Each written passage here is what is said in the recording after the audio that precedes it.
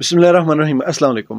عدم اعتماد اور اعتماد کے اندر کیا فرق ہے، اس پہ بات کرتے ہیں۔ لیکن یہاں پہ مجھے ایک تازہ شعر یاد آ گیا۔ میں کوئی شعر کہتا نہیں، لیکن مجھے ایک شعر یاد آ گیا کہ جو وے خادم او دے تو اے رس دے نہیں، اور جو ہوئے ڈاڈا او دے تو اے وس دے نہیں۔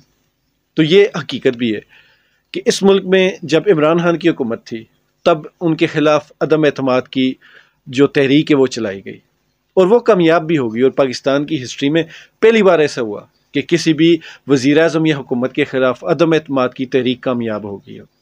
ایسا کیوں ہوا، اس پہ بہت ساری باتیں ہو چکی ہیں اور ساری دنیا جانتی ہے کہ ایسا کیوں ہوا۔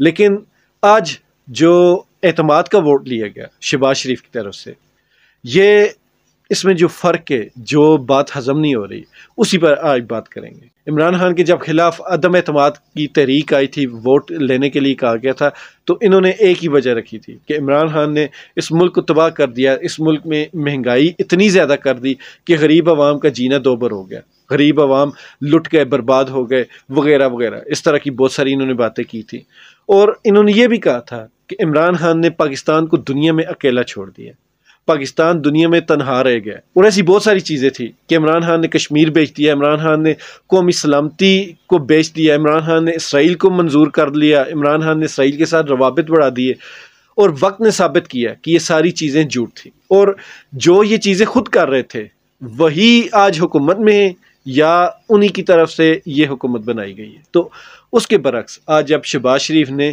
اعتماد کا ووٹ لیا، تو جن جماعتوں نے پارٹی بدل لی تھی، اپنا جو اعتماد ہے وہ ان کی طرف ڈال دیا تھا کہ عمران خان بہت ظالم ہے، اس نے عوام کو تباہ و برباد کر دیا، اس ملک کو تباہ و برباد کر دیا، اس ملک میں اتنی زیادہ شدید مہنگائی کر دی کہ اب ہم مزید لوگوں کی بددعائیں نہیں لے سکتے، اسی وجہ سے ہم عمران خان صاحب کو چھوڑتے ہیں۔ اور ساتھ میں ایک چیز کا اضافہ کر لیں کہ اب ہمارے ضمیر جاگ چکے۔ تو آج جب اعتماد کا ووٹ دیا انہوں نے، تب ان کے ضمیر اتنے جاگے ہوئے تھے کہ جو ضمیر 150 پر جاگا تھا، وہ آج کوئی 250 تک بھی دوبارہ نہیں سویا۔ اتنا زیادہ ضمیر وہ جاگا ہوا ہے کہ جو چیز ایک سال پہلے عدم اعتماد کے وقت جس بھی قیمت میں تھی، وہ اب ڈبل سے بھی زیادہ ہو چکی ہے۔ مطلب کہ پچھلے 75 سالوں میں کسی بھی چیز کا جو ریٹ تھا وہ صرف ایک سال میں ڈبل سے بھی زیادہ ہو۔ اس چیز کو اگر دیکھتے ہوئے ہم ان کے ضمیر کا موازنہ کریں تو ایک چیز سامنے بالکل واضح ہو جاتی ہے کہ یہ لوگ صرف اور صرف اپنی انا کے غلام تھے، ضمیر ان کے تھے ہی نہیں۔ انہوں نے اپنی انا کو اپنا ضمیر سمجھا ہوا۔ اگر ان کے ضمیر واقعی زندہ ہوتے تو یہ اپنی جوتیاں اتارتے، تو آج ان کے سروں پر مارتے جنہوں نے رجیم چینج کامیاب کروائی تھی۔ اندھوں کو بھی نظر آتا ہے، اس وقت یہ کہہ رہے تھے کہ ہماری سیاست ختم ہو جائے گی اگر ہم نے مزید عمران خان کا ساتھ دیا، اور آج یہ الیکشن سے بھاگ رہے ہیں۔ اس کی وجہ یہی ہے کہ یہی قصوروار ہے۔ یہ اس وقت عمران خان کو یہ تانا دیتے تھے کہ تم عوام میں نہیں نکل سکتے، اور وقت نے ثابت کیا کہ عمران خان اس ایک سال میں، یہ جو پچھلا رجیم چینج کے بعد ایک سال تھا، سارے کا سارا عوام کے اندر، عوام کے بیچ میں گزارا، اور یہ اب الیکشن سے بھاگ رہے ہیں۔ عمران خان تب بھی چاہتا تھا الیکشن ہو، اور عمران خان آج بھی چاہتا ہے الیکشن ہو۔